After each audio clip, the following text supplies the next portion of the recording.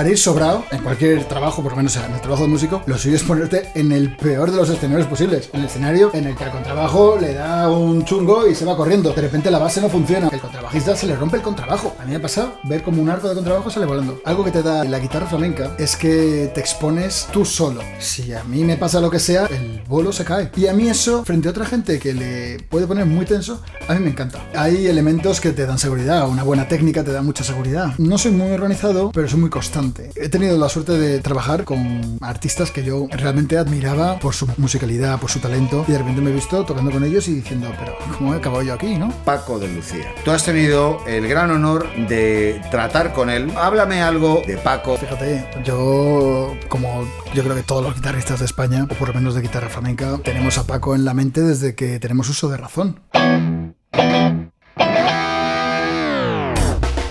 Esto es Puro Directo, entrevistas donde artistas y creadores comparten su trayectoria. Cada 2 semanas te acercamos conversaciones auténticas en un espacio libre de filtros y lleno de historias reales.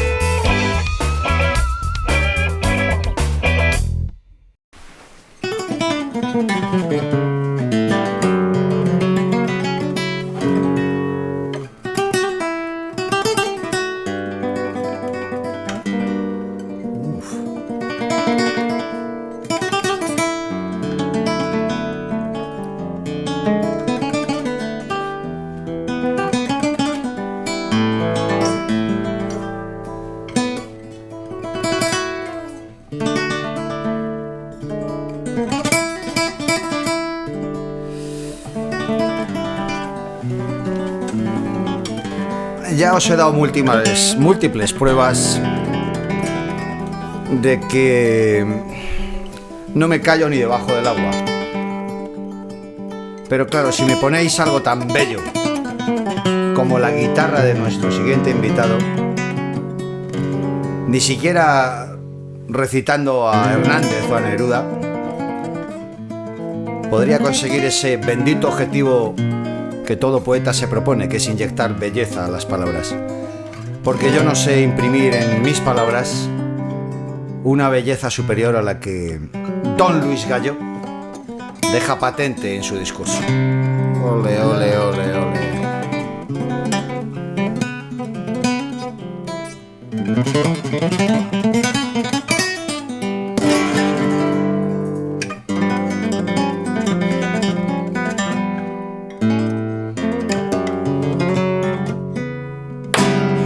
Ole el arte, ole el arte, ole el arte. Escucha, no la dejes lejos porque me voy a sentir solísimo si no nos acompaña. Vaya guitarra. Bueno, tengo que decir que guitarra rima con bandarra y eso no se aplica a ti, pero el instrumento que le hemos proporcionado al pobre Luis hoy es una escoba. Quiero decir, afortunadamente creo que no se ve la marca, con lo cual no vamos a ofender públicamente a nadie. Pero hay que ser un indio muy hábil, un arquero de primer orden, para con un arco tan deficiente pegarle en la diana. Sí. Te has sobreacreditado nuevamente. Porque eso no hay que lo toque. Bueno. Un poco difícil, pero bueno, bien, está bien. Es imposible. Te veo muy en optimista. peores plazas hemos toreado. Bueno, pero de todas sales triunfante. Bueno, esta no está entre las buenas. Bueno, no quiero seguir ofendiendo al pobre instrumento. Ha habido de todo. La verdad que sí. Luis, fuera de cámara y antes de estrenarnos, hemos estado hablando de los sueños. No tanto de los que uno abriga en el alma, ¿no? Y que espera poder realizar el día de mañana, pues el bailarín bailar, el empresario vender, tal, sino de los que se tienen dormido, no despierto. Y no me importa reconocer que Don Luis me ha hablado de que uno de sus peores sueños consistía en que las partituras de alguno de los repertorios insignes y múltiples que ha ejecutado en la vida, pues se desordenarán, se cayeran una ráfaga de viento, muy mala cosa para el lector. Sí. ¿Es verdad o no es verdad, Luis? Sí. Te lo he entendido. A mí bien. me pasa de todo. Y también me ha pasado en medio de un concierto tener que cambiar las partituras porque las había puesto cuando las habría puesto cambiadas de orden con el celo, ¿no? Partituras rollo músico clásico en lugar de usar el iPad que uso ahora. Pero lo peor de todo fue en el concierto de grandes maestros, en el Festival de La Granja, que tocábamos en el mismo cartel que Bebo Valdés y Misha Mansky. O sea, los capos del momento de la interpretación de la música clásica. Estábamos ahí en cuarteto con Ara Malikian, Humberto Armas y Nacho Ross al contrabajo. Y claro, el ritmo de la música clásica no tiene nada que ver con el resto de los ritmos. A nivel de que a mí me iban mandando partituras en el Encore, que el Encore, no sé si te acordarás de él, era el sistema anterior al Sibelius. Y yo las abría y yo veía un montón. Primero que yo leía fatal. Yo me cogí los libros de octavo de GB de música para aprender a leer bien todo esto. Don Ilarión Eslava. Madre mía. Yo los he trabajado. Increíble. Bueno, pero porque estaban plastificados y el cubata no rebalaba, pero leerlo nunca los leí. Yo sí era muy friki de eso. Sí era muy friki. A mí me gustaba, yo lo tengo en tareas pendientes. El caso es que yo aprendí a la carrera, pero vamos, con la gota de sudor aquí por las noches estudiando como si aquello fuera selectividad. Y el caso es que como yo no manejaba el programa y no tenía tiempo para ponerme las pilas en el programa, tú tenías ahí el cello, violín solista, viola, contrabajo, y tenías los 4 pentagramas en cada sistema, es decir, 4, 4, 4. En lugar de reducirlo todo a la partitura del violín, del cello, que era la que yo tenía que arreglar para guitarra, yo hacía el papel del cello, yo me imprimí todo. Entonces por cada tema tenía pues 40 páginas, no 40 no, pero fácil tendría 18 páginas por cada tema. La Gypsy Song, o que está traducido como canciones que me cantaba mi madre, de Tu santa madre, muestra respeto, Luis. Mi santa madre, pero claro, era de Dvorak, no es mío, pero es una nana de Dvorak. Pues igual tenía 13 páginas de Dvorak. Hachaturian, pues igual tenía 15 páginas de Hachaturian. Otro tema de Piazzolla, pues igual. Total, que todo el mundo iba con su taquito de partituras así y yo iba con mi taco así. Entonces yo estaba tocando, estaba estudiando y yo soñaba que se me caían las partituras al suelo y me ponía a perseguirlas por el suelo buscándolas. En fin, sí, he tenido sueños así de mucho estrés. Me está recordando un capítulo de Otro Arte, del 7º.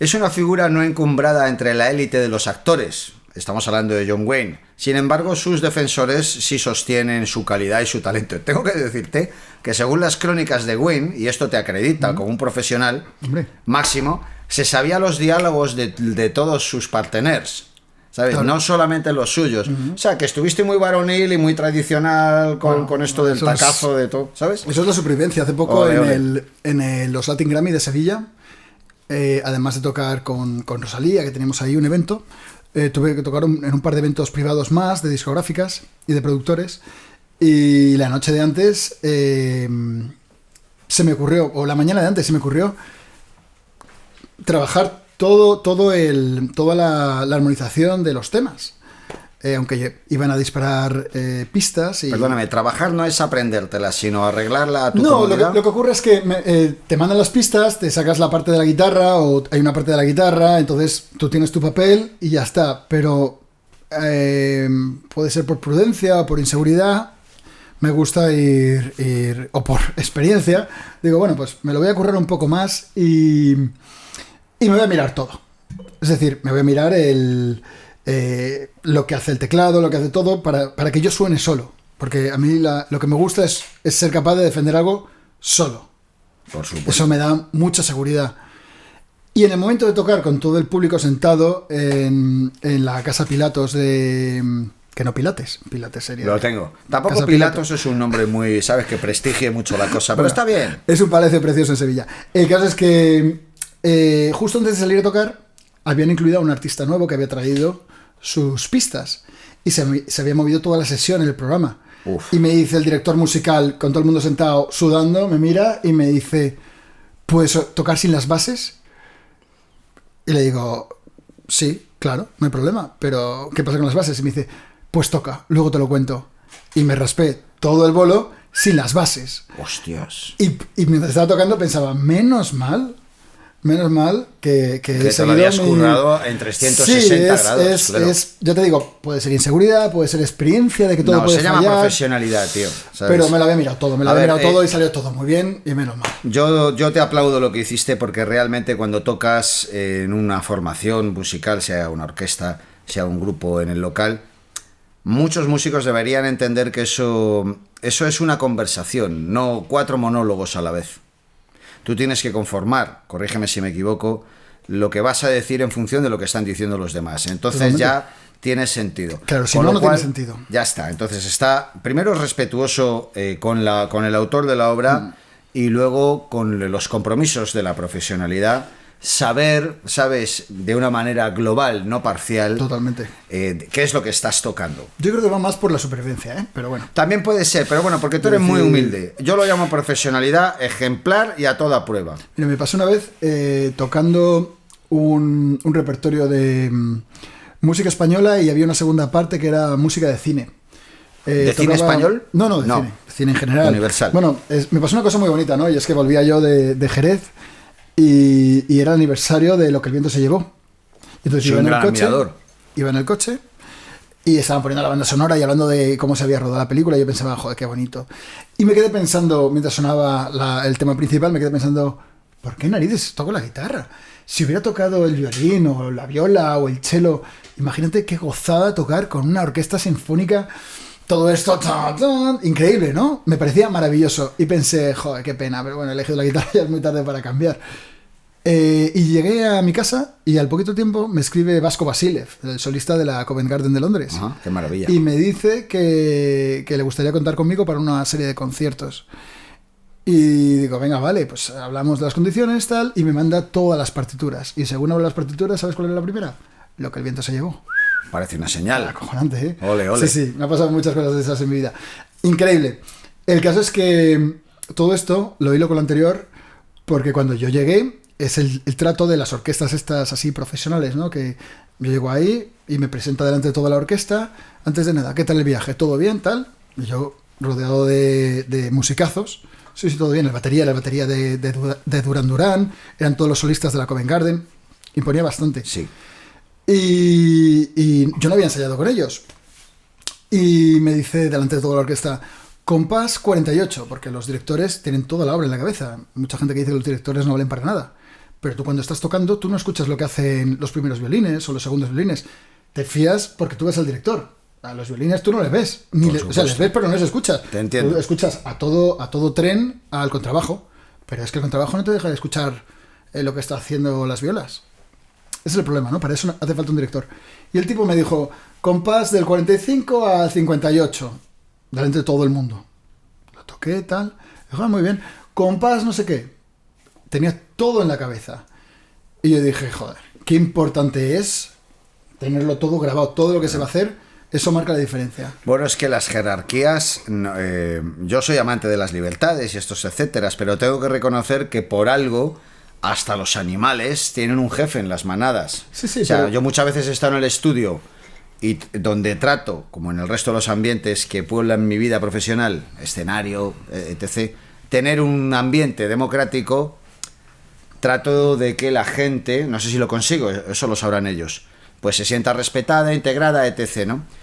Y tengo que decirte que he creado una consigna, ¿sabes? Porque en muchos de estos casos este tipo de actitud, este tipo de propuesta me ha dado malos resultados. La consigna es, mejor una persona equivocándose que 5 acertando. Como haya 5 personas opinando, sí, bueno, al final son 5 faros en la niebla. Pues eso se parece mucho a la niebla. Claro. ¿Qué faro sigo? ¿Sabes? Para eso es fundamental un director de orquesta, pero a lo que voy es que para ir sobrado, en cualquier trabajo, por lo menos en el trabajo de músico, lo suyo es ponerte en el peor de los escenarios posibles. En el escenario en el que al contrabajo le da un chungo y se va corriendo. O en el escenario en el que de repente la base no funciona. O el escenario en el que también ha pasado, que el contrabajista se le rompe el contrabajo. A mí me ha pasado ver como un arco de contrabajo sale volando.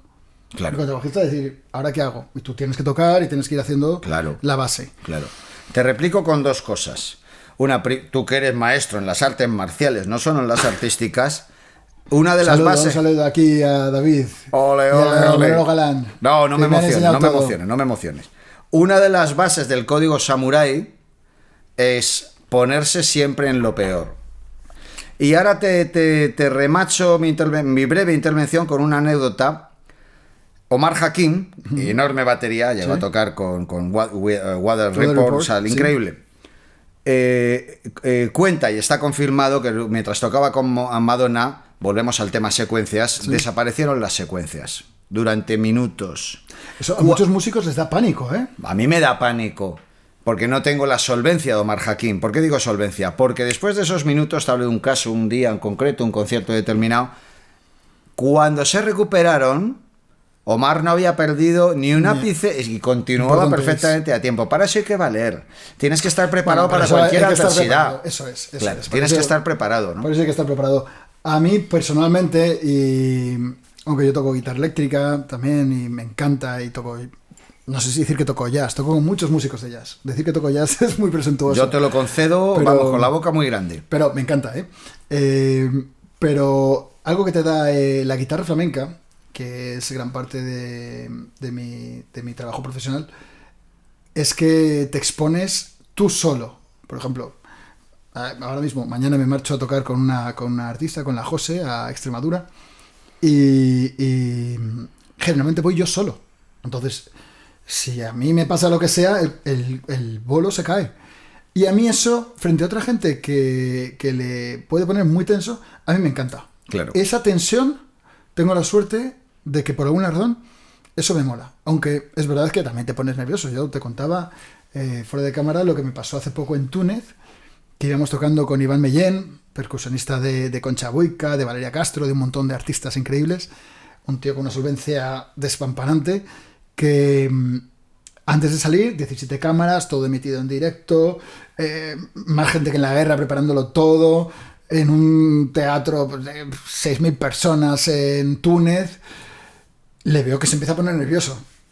Y le vi que se empezó a poner nervioso, que empezaba a estirar y a hacer ejercicios, y me empecé a poner nervioso yo. Me empecé a poner nervioso y dije, joder, ¿qué está pasando? A ver si no me estoy controlando. O sea, que también te puede pasar eso, ¿no? Sí. También te puede pasar. Bueno, si me permites meter una tercera persona en la conversación, Paul Gilbert, le preguntaron en una ocasión, ¿cómo puede dominarse el miedo escénico? Dijo, pues sabiéndote los temas. Sí. Que me recuerda a una respuesta igual de contundente de Ayrton Senna. Digo, ¿qué es lo que le pide usted a una curva? Dice, pues que tenga salida. ¿No te giba? ¿No te parece? Que hay preguntas que merecen palos, Luis. Tal y como yo lo veo, Sí, ¿no? es verdad. Hombre, hay elementos que te dan seguridad. Una buena técnica te da mucha seguridad. Es verdad que claro. A mí me ha pasado también. Ha habido momentos, aunque yo no soy muy organizado, pero soy muy constante, entonces, en mi estudio. Pero sí que ha habido momentos en mi vida que igual, muy pocos, pero igual me he pasado una semana que he tocado menos, y de repente estás tocando un concierto y dices, me siento raro. Y mientras estás tocando piensas, es que no me puedo pasar más de 2 días sin tocar. Luis, tío, ¿qué estás haciendo? Y luego, en cambio, la gente, curiosamente, esos conciertos muchas veces le gusta mucho al público, porque tienes una frescura que no es quizás la habitual en un músico normal, sino que coges la guitarra con ganas, de verdad. Sí, sin duda. Bueno, es que el factor novedad es muy importante, por supuesto, hasta en la vida sexual, en la romántica y también en la artística, ¿no? Sí. También hay un punto en el cual, si te sabes demasiado perfectamente todo y vas muy equipado, pues bueno, entras en la seguridad, pero de la seguridad al aburrimiento... Claro. ¿Sabes? Ya el reto sabes que lo vas a superar, con lo cual no hay desafío a tus capacidades. Como lo que estábamos hablando a la hora de preparar un solo, quizás. Tienes una bala, tienes un tema donde tienes que lucirte y tal. ¿Prefieres llevarlo todo bien o prefieres intentar confiar en tu preparación y en esa conexión que vas a tener con la música? Depende de lo que te juegues, ¿no? Caso, sí. Si es de repente una gira con la cual tus hijos van a vivir... Una bala. Una bala, sí. A ver, ¿Qué yo tengo... haces? Depende, hay balas que son normales y las puedes utilizar para arriesgarte a ver, y luego tienes balas de plata. Tú has tenido balas de plata, ¿eh? ¿Verdad que sí? Porque no por mérito mío, no la fabriqué yo, pero la vida me las otorgó. Entonces las balas de plata son para matar hombres lobo. ¿Qué quiero decir? Lo que no puedes es emplear tu máximo potencial para hacer cualquier cosilla, ¿sabes? Igual que si de repente es algo de lo cual depende no digo mediáticamente, sino algo muy importante para ti artísticamente, ¿no? Entonces yo reconozco que siempre pongo un nivel de interés, de consagración, de esfuerzo esforzado, pero no valga la redundancia, pero no es igual. No es importante si toco con un astro mediático o sino si por ejemplo toco para gente que lo va a apreciar. Confieso no esmerarme en el mismo grado que para gente que está hablando o pidiendo una copa, tal. Eso yo he llegado a tocar a un gran volumen, remachando y reforzando la leyenda de que los guitarristas, no sé qué, el volumen, todo el rollo, y nunca lo he explicado, pero lo voy a hacer ahora. No lo hago para que se me oiga, sino para escuchar, para dejar de escuchar a la gente que habla, ¿sabes? Además yo trato de pedirle silencio con cordialidad. Tengo incluso algunos chascarrillos ya preparados, ¿no? Hay quien los insulta, algunos artistas, ¿no? Al público que hable y tal, ¿no? Yo en mi caso suelo decir, la 13ª nota es el silencio, ¿sabes? Me gustaría que contribuyerais a ello. Y déjame que te remache esto ya con una breve anécdota. Yo recuerdo que tocaba en una ocasión en Bolivia, que está clasificado como, yo diría en ciertos sentidos injustamente, como un país tercermundista. Bueno, eso habría que verlo por apartados, ¿vale? A lo mejor turísticamente no es lo mismo que Nueva York. Bueno, pues vale. Pero culturalmente tienen cosas que enseñar. ¿Por qué? Porque yo recuerdo que durante un concierto estaba todo el mundo en silencio y atento. Ese silencio es un lienzo en blanco. Puedo pintar con libertad, pero como hables me lo manchas. Sin embargo, tengo que decir, y yo soy un gran amante de mi país, pero parcialmente, que de repente empiezo a escuchar unos tipos hablando. Eran españoles, ¿sabes? O sea, en nuestro país, de hecho yo he llegado a acuñar una frase que te voy a dejar en herencia. Digo, se llama solo de guitarra porque solo lo escucha el guitarrista. Pasa también en la radio, Luis. Bueno, es que tú tocas para un público... Yo no estoy del todo de acuerdo con eso, porque tu andadura, permíteme que te salga el paso, tu andadura es delante de un público de un paladar más selecto y depurado. En mi caso yo he tocado mucho para el pop. Ejemplo explicativo. Yo cuando hice la gira de David Bisbal, sí. Pop viene de popular de pueblo, ¿vale? Pues se me contrató un poco como frontman. Mientras David se iba a cambiar, desaparecía del escenario y yo tenía que reemplazarle. Nadie estaba ni mirándome ni escuchándome. No lo digo con recriminación. Claro, pero es que hay una diferencia, ¿vale? Tú tocas con Bisbal, tocas delante de 100 personas, más o menos, sí, ¿no? Sí, y lo superaba. Vale. La gente, el público, en el fondo es el público de Bisbal. Claro, sin duda. Con todo mi respeto, yo iría solamente a verte a ti. Ole, el arte. Creí que tenía que devolverte el dinero de la entrada. Menos mal. Vale, sigue. No hace falta. Pero de verdad, es otro público. Es otro público. En mi caso, en los proyectos en los que yo he trabajado, los proyectos en los que he colaborado y tal, la guitarra sí tiene su espacio. Yo no recuerdo, te voy a decir la verdad, no recuerdo iba a decir mi carrera, no sé si se puede decir, sí, mi carrera, porque tengo ya tu estelar carrera. Que el sol. No recuerdo ningún concierto en el que en un solo la gente se haya puesto a hablar.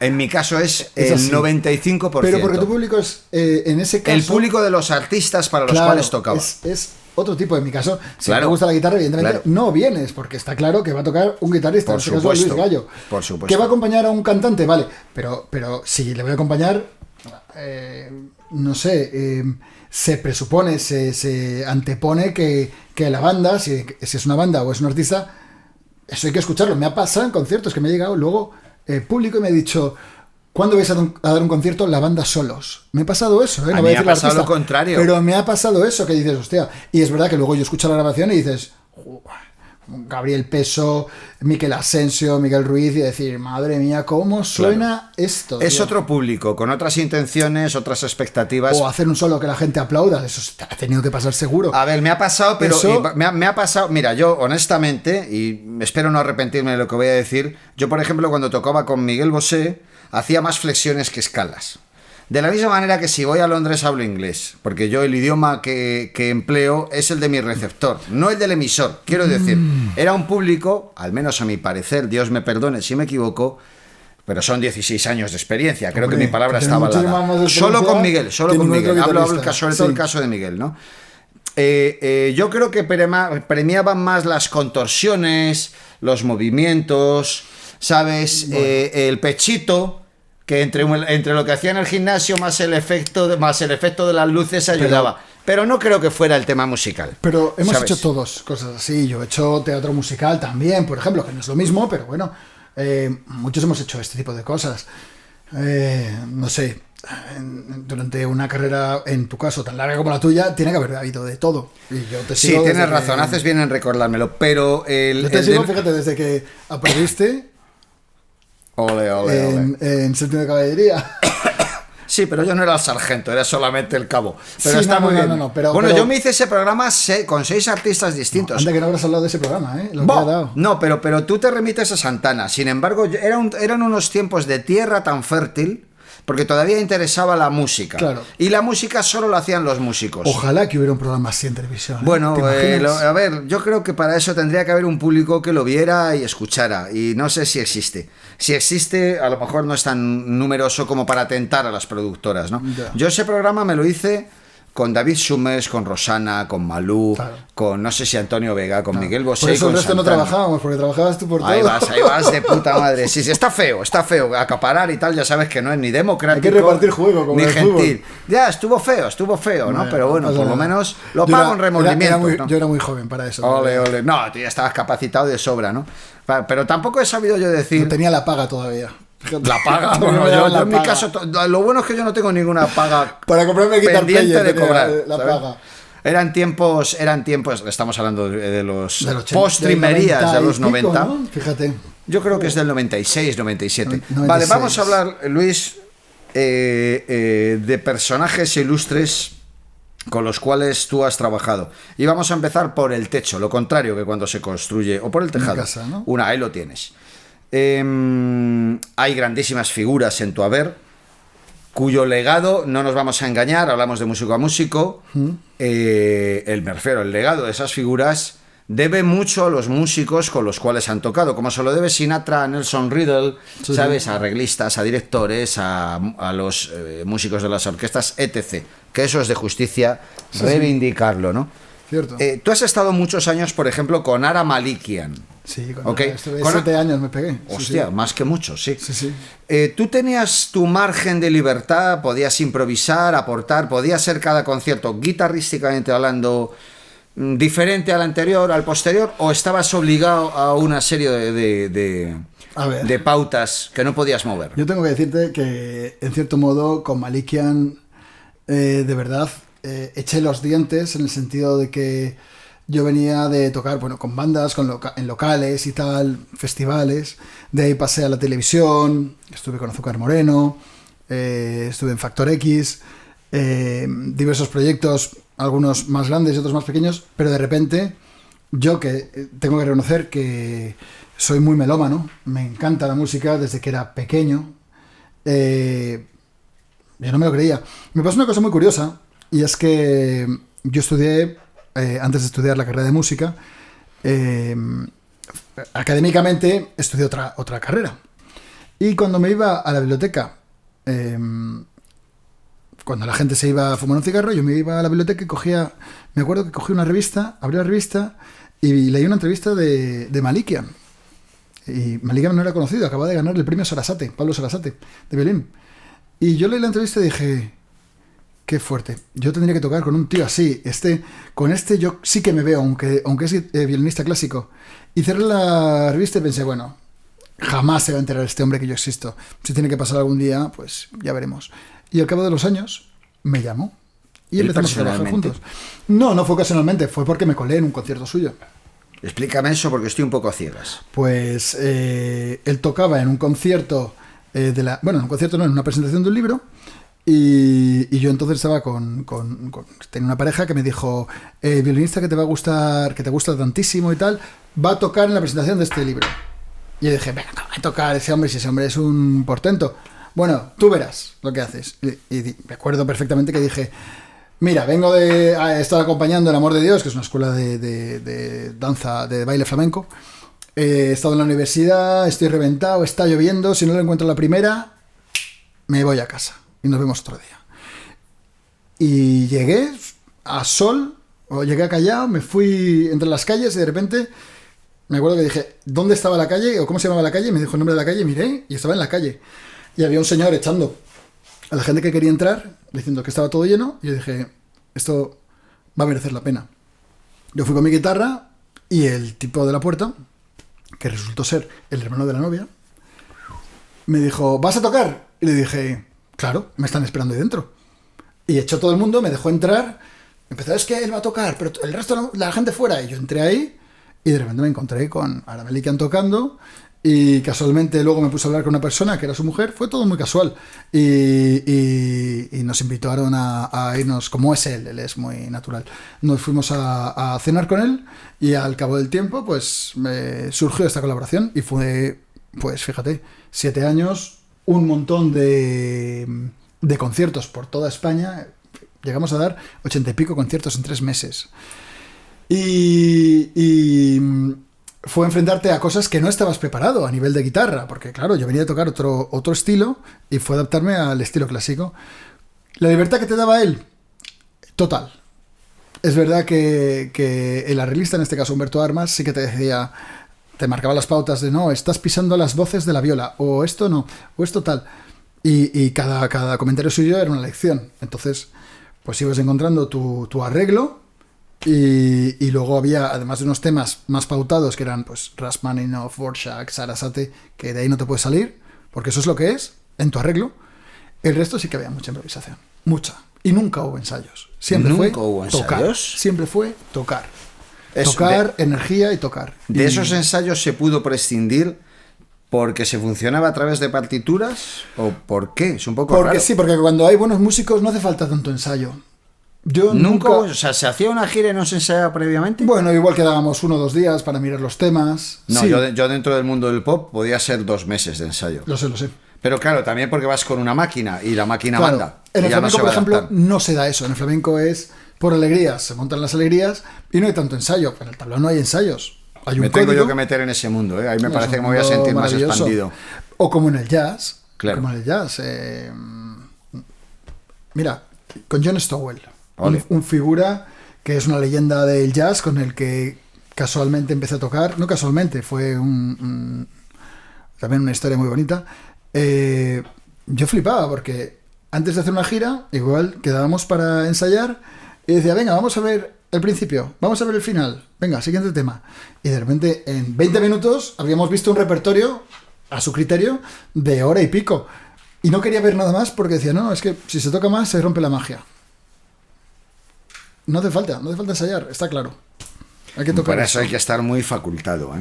Muy facultado. Si te gusta lo que haces, si te gusta la música... Y lo has estudiado y has puesto esfuerzo y tienes conocimiento. Las primeras 300 veces vas con el culo apretado, pero luego ya confías y tienes el trabajo más duro hecho. Ya. Has trabajado también, Luis, con grandes figuras, no ya del violín, sino de la guitarra, como Raimundo. ¿Cuánto tiempo estuviste?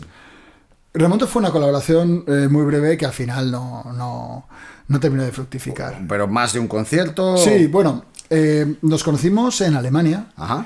Luego ¿Pero él tenía circuito en Alemania?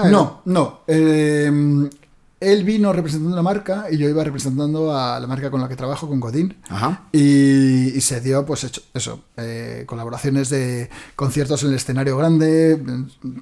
Tocábamos juntos, oye, súbete a tocar.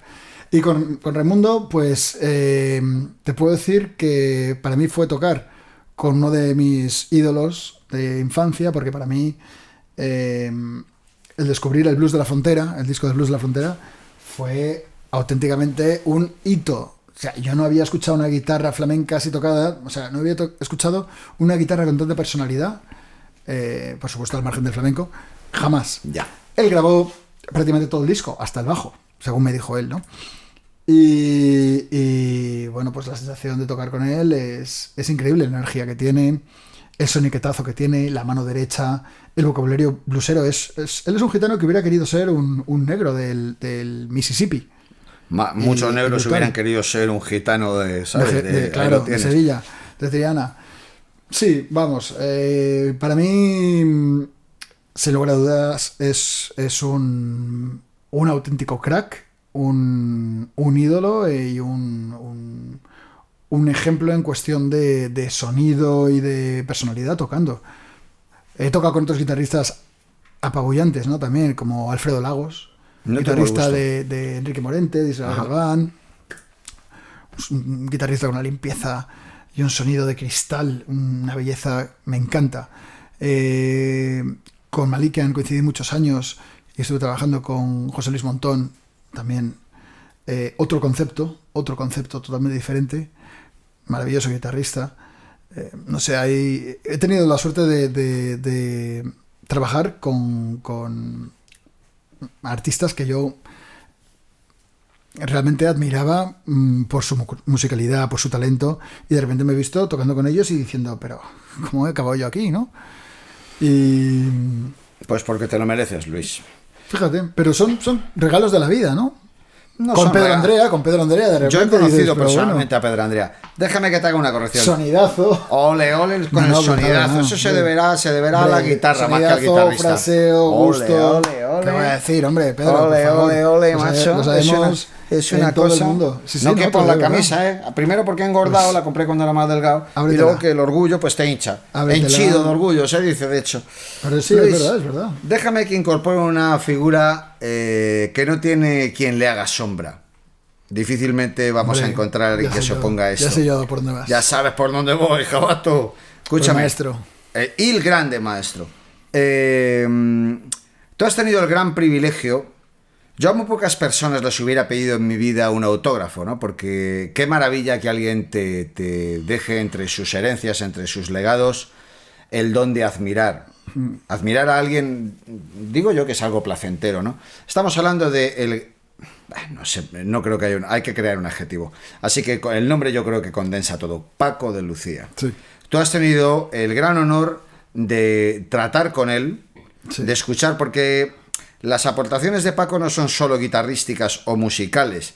También intelectualmente tenía la habilidad de condensar belleza o verdad en sus declaraciones. Totalmente. O sea, un gran conversador. Sabes que aquí la figura del conversador se aprecia mucho. Me callo. Háblame algo de Paco, de que...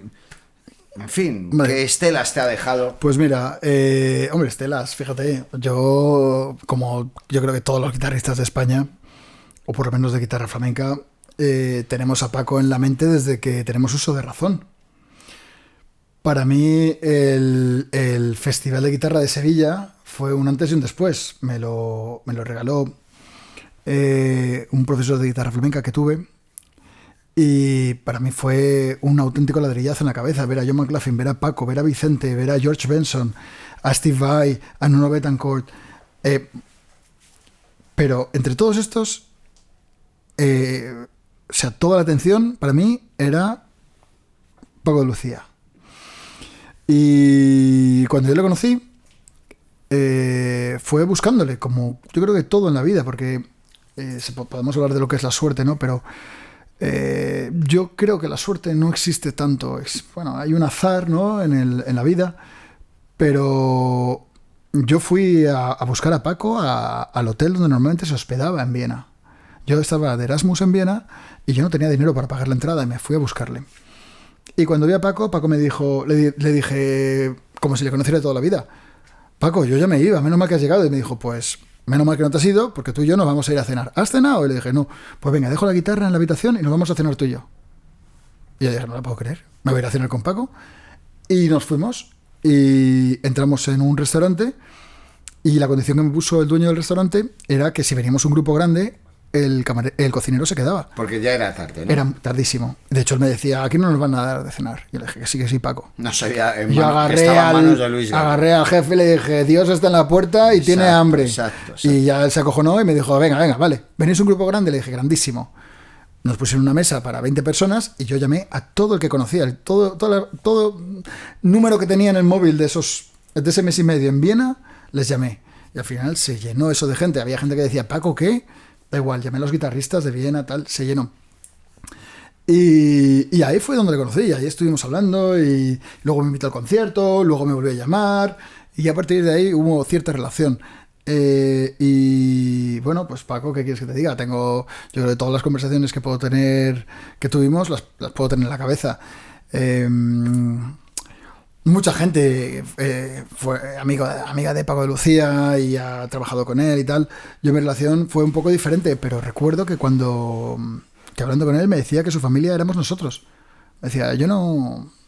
Esto igual suena un poco feo, pero como tampoco creo que lo vayan a escuchar, me decía, yo es que a mi familia no la conozco, mi familia sois vosotros. Qué fuerte es eso. Me decía, mis hijos los ha criado Casilda, mi familia sois vosotros, sois los guitarristas. Y voy a una ciudad y son los que siempre han venido cuando todavía no era conocido y ahora que soy conocido y tal, y con los que quedo y me hablan de cómo les va y tal. Y nos trataba así. Yo hablaba con Paco y pensaba por dentro, ¿cómo que Paco? Tendré que llamarle maestro, señoría, excelencia. Alteza. Pero en el fondo era como si yo le conociera de siempre. Tú y yo hemos hablado de algo que quisiera compartir, porque estaría feo que quedara entre tú y yo solamente. Me has comentado cuál era el sistema de Paco, que ya desde los tiempos del musicasete, sí. Él lo tenía entre su lista de hábitos. ¿Podrías compartir esto con nuestros amigos? A ver, yo me acuerdo, yo le hacía continuamente preguntas, ¿no? Me acuerdo que le pregunté que por qué, le dije, creía que tendrías las uñas más largas. Y me decía, cuanto más cortas las tienes, cuanto mejor técnica tienes, más cortas tienes las uñas. Y dije, vale, todas las cosas me las iba apuntando aquí en la mente, ¿no? Y le pregunté que cuál era su sistema para trabajar, para estudiar y para componer. Y él me decía que él se dedicaba por las mañanas, decía, mi sistema es muy sencillo, me pongo la grabadora y lo llevaba haciendo toda la vida.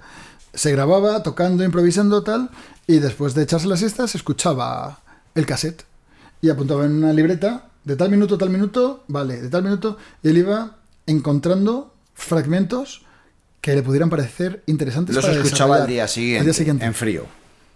Efectivamente, al día siguiente escuchaba lo que había grabado el día anterior.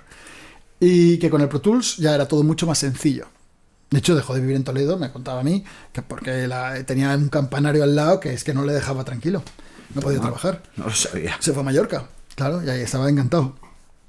De hecho, me acuerdo que andando un día por la calle, por Viena, nos encontramos un erizo.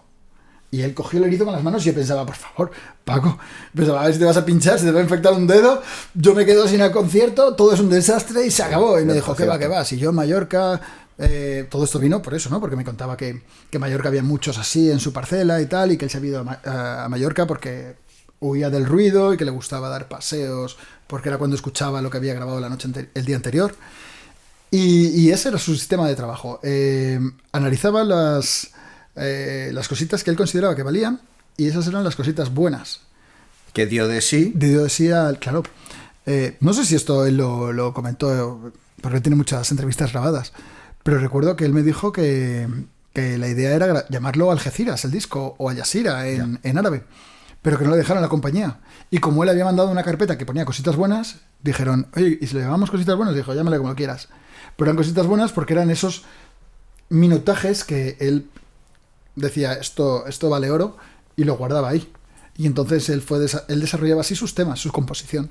Y era un auténtico, no sé si decir obrero o artesano, pero sobre todo picando piedra todo el día. Un trabajador. Sí.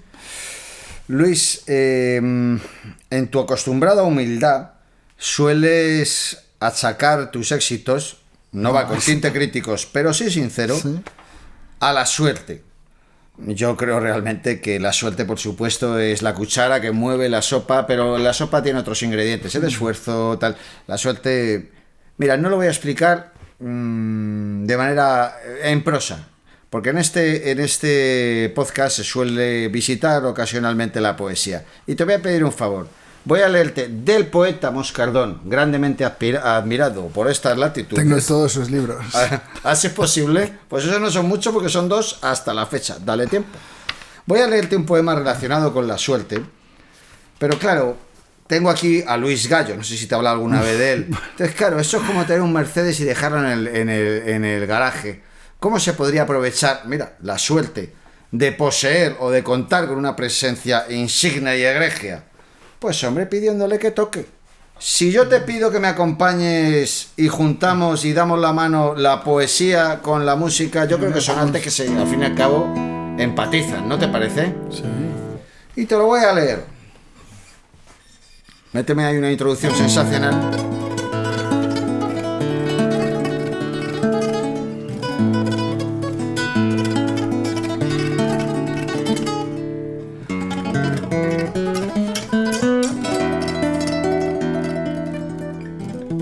Haz algo menos bonito porque no sé dónde entrar. Puedes entrar cuando quieras. Ahí estoy. La suerte no se olvida de nadie ni de nada. No es equitativa. Hay gente afortunada y otra cuya vida es una encrucijada. Como cualquier otra madre, tiene hijos predilectos. Pero así a humanos como a insectos, desde arriba a lo más bajo, les dedica su trabajo sin hacer una excepción. Solo es esta la razón por la que sostengo la siguiente afirmación. Todo el mundo tiene suerte.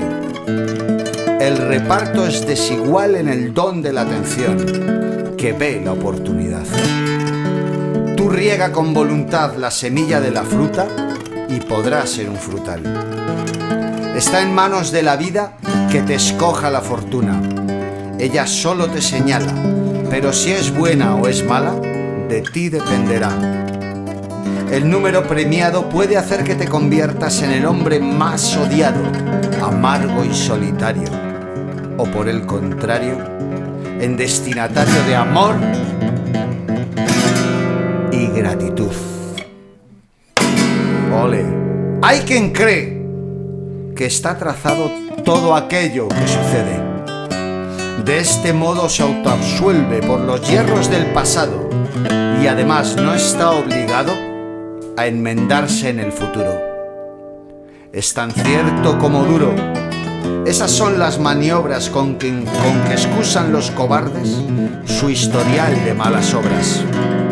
No me importa lo que tardes con tal de que comprendas que es mejor si al fin te enmiendas, porque toda esa indolencia a la que siempre te encomiendas no hará nada en tu favor. Ole, ole el arte. Ole. Eso ha sido un aplauso y una pequeña aportación no muy afortunada. Está bien. Luis, antes de despedirnos, estoy friéndote a peticiones y claro, no te doy nada a cambio, Fríeme. pero esto no lo hago en mi favor, sino el de los grandes admiradores, cada vez más numerosos, mi abuela, mi madre, del podcast, ¿sabes? Muy bien. Y gustaría Madre de mía. tener entre las ilustres firmas que pueblan la tapa de esta guitarra, Por qué honor, no me lo puedo creer. bueno, que está hasta la de Jesús Gil, o sea, no te digo más, es una cosa Tiene años tremenda. ya, tiene años la Es una guitarra. cosa, sí, no son pocos años los que tiene. Y de bolígrafos, no, pues mira, tengo aquí una tinta que comparte con tu aportación de hoy un matiz, y es que va a ser indeleble. No hay quien olvide este podcast. Por lo mismo con la... ahí lo tienes. Fírmamela ahí sensacionalmente. Sácate la armónica, ¿tienes una armónica para el sol? ¿Para Ay, el si sol? yo tuviera una armónica, creo Si que yo tuviera estaría una aquí. No, escoba sí tengo, pero no es cosa de ponerme ahora. Pégale ahí un poquito. Eso es. Ole el arte. Nos falta la firma del Le Michael, ¿eh? Pero como todo buen postre, espera al final de la comida, que está siendo regia, pero Le Michael lo bordará. ¿Es verdad o no es verdad, Le Michael? Ole, ole, ole. Que Le Michael se educó en Cromañón. Entonces, claro, tiene un lenguaje Y en Harvard. onomatopéyico. Cromañón y En Harvard. Harvard lo domina eso y Oxford y todo se lo sabe. Mira, mira, mira, mira, mira. Escúchame a ver si me vas a quitar la pintura. A ver, me lo rayas el rotulador. ¿No tienes la armónica? Vamos a hacer un blues. Tendríamos que levantarme, buscarla y tal, pues. Sí, ¿me lo cortas si hacemos un blues de Michael? Venga.